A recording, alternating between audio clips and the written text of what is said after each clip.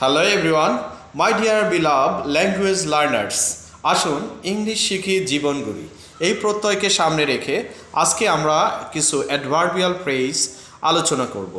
Adverb is related to the verb. আমরা জানি যে কিছু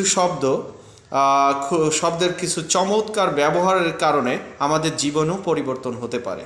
আ word can start a word and a word can stop a word.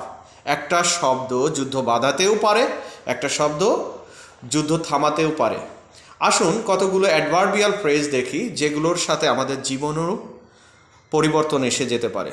আমরা সাধারণত বলি ইট মানে খাওয়া, ইট মানে খাওয়া, কিন্তু এই খাওয়াটা আমাদের কেমন হওয়া উচিত? ইট সেন্সিবিলি, ইট সেন্সিবিলি। আমরা বলি আর্ন মানে উপার্জন করা, সেই আর্নটা কেমন হওয়া উচিত?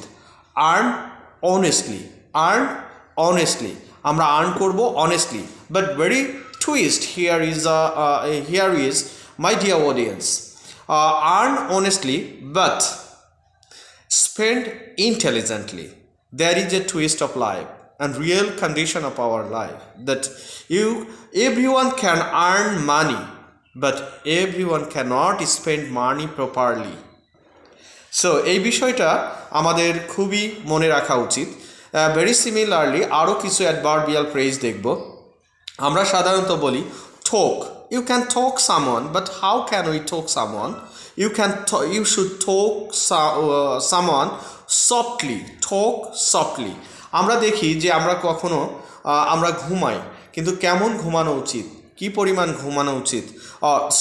স্লিপ মানে ঘুমানো, স্লিপ সাফিসিয়েন্টলি, স্লিপ সাফিসিয়েন্টলি। আমরা ড্রেস করি, আমাদের ড্রেসটা অবশ্যই কেমন হওয়া উচিত? Dress smartly, dress smartly. আমরা ড্রেস করব কেমন? স্মার্টলি। আর আমরা কোনো কাজ করতে গেলে সেই কাজটা কেমন করা উচিত? অ্যাক্ট ফেয়ারলেসলি, নির্ভয়ে করতে হবে, act ফেয়ারলেসলি।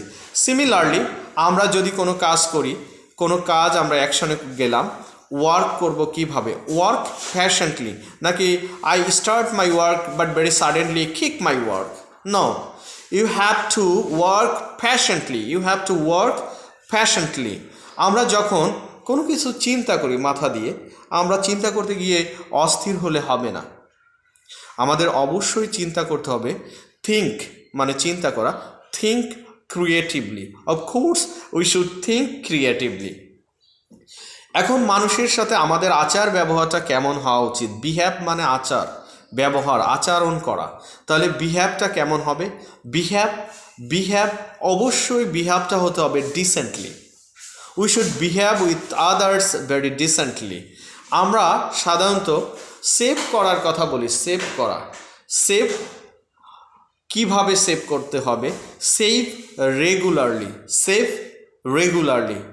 Okay my dear friends, আমরা শব্দগুলো অবশ্যই খেয়াল করব, এই অ্যাডভার্বিয়ালগুলো প্র্যাকটিস করব এবং এই প্র্যাকটিসের সাথে সাথে আমাদের জীবনেও এটার প্রয়োগ করব। যেমন আমরা শেষে কথাটা না বললেই নয়, this is a last line for you, earn honestly but spend intelligently. সুতরাং এই শব্দের ব্যবহারের সাথে আমাদের জীবনেরও পরিবর্তন আসতে পারে। So stay with English Milestone and learn English with fun.